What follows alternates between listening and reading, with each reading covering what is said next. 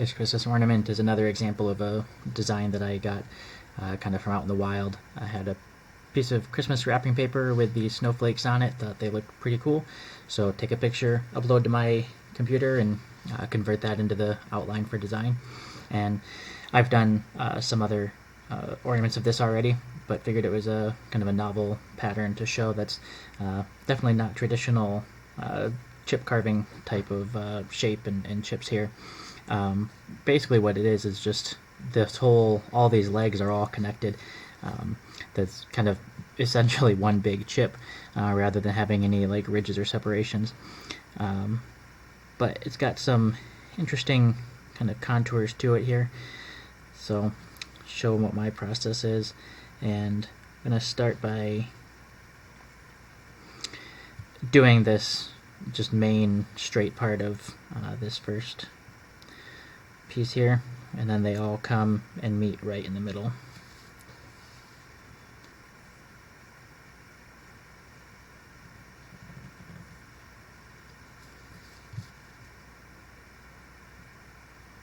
This is gonna pop out a little portion of that first.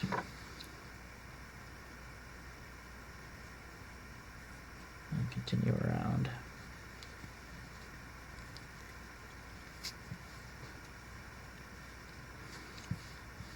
And then once I've got that, I'll continue to do these kind of swirling arms.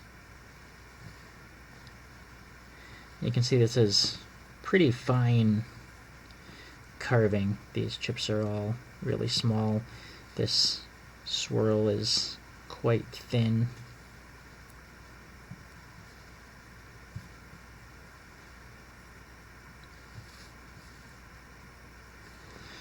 A lot of spinning of the wood under the knife to keep this nice and smooth.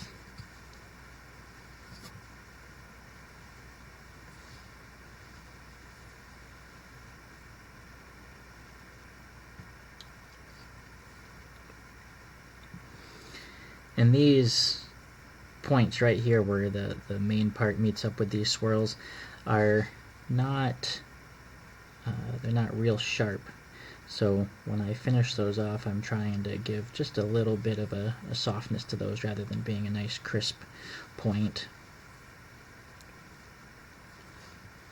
There are aspects of this design that, as mimicking a frozen crystal snowflake, you might expect it's real angular and pointy, but other areas are a little bit softer, and I kind of like the contrasting aspects. It's a little bit subtle, but overall produces a nice effect. So here's that end here, and instead of just coming straight to finish, I'm going to kind of give a little bit of a twist there.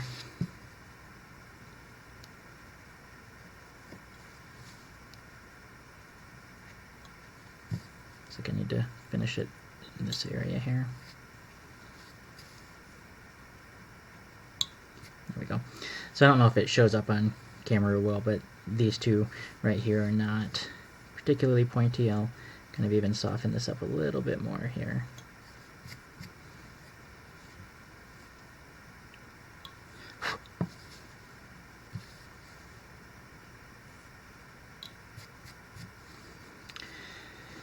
And then kind of continuing the same idea here for this section, do the straight part first.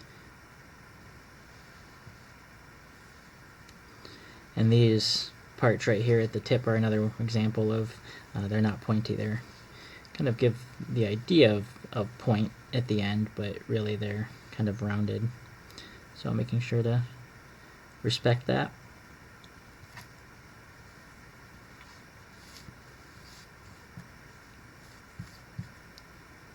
And again, not real pointy here, so round that off.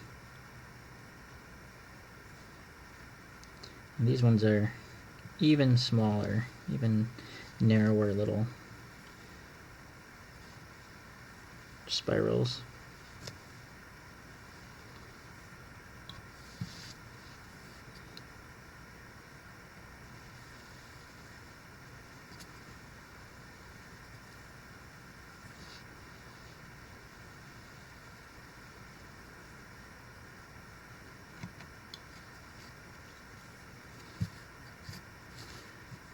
quite get the pointy part out here. There we go.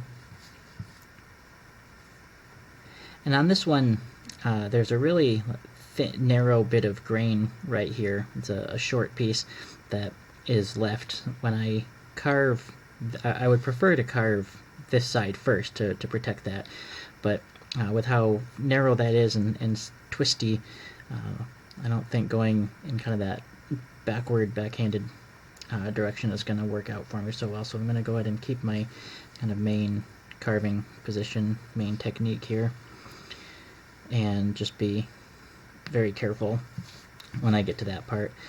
Or actually, one solution is to go ahead and carve just that part first, create kind of a relief in the grain there, so now when I get to that part, it's already been cut and I'm not going to have to worry about ripping that through or damaging the grain.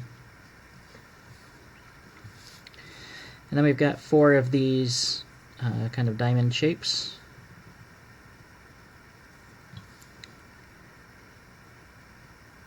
And if I remember to do so when I upload this video, I'll link another video. I think I've got one for carving squares and diamonds in this kind of shape, and as being a kind of a challenging shape, having all 4 cuts that need to line up meet together right exactly in the middle.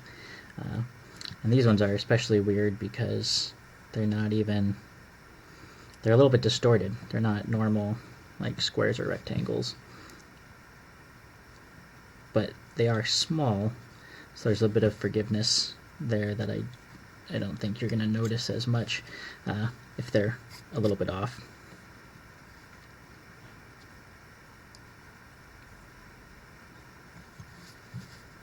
But of course the goal is still to make them as precise and accurate as possible.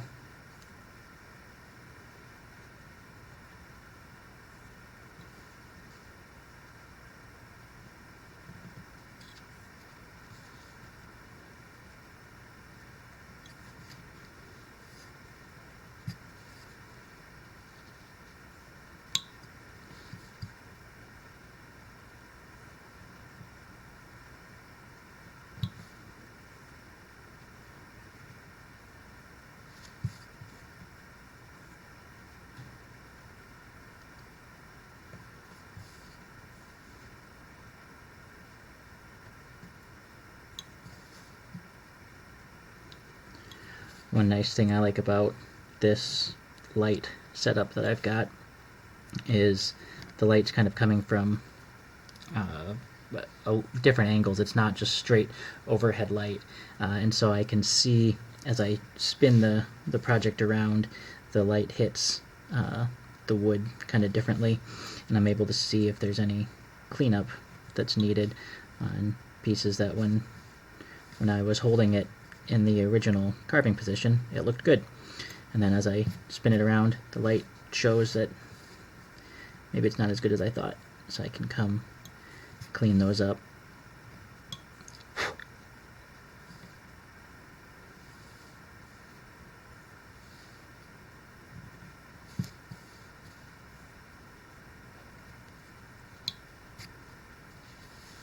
So that's kind of the general idea for all of the cuts, and it's just repeating all of those same parts for all the rest of it, and making sure that they all meet perfectly in the middle here.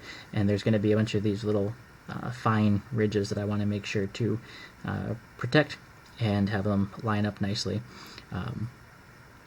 So that's one thing that I probably could have done here, is instead of stopping this in the middle, in order to make them kind of line up nicely, I can just keep coming all the way across and do this one as basically part of the same chip.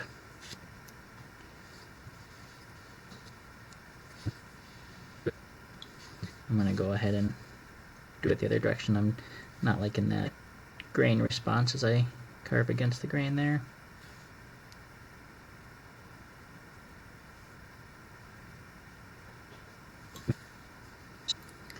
So you can see I make one nice straight cut, and that way I know at least these ones are going to line up. And then since the pattern is done perfectly symmetrically, if I just do the same thing for all of these and come straight across, it's going to work. These ones I don't do it that way because they're not straight lines. They don't line up. These are kind of coming into a point and they meet in the middle. So I'll do those all separately. For the little ones, I'll go straight across to line all those up.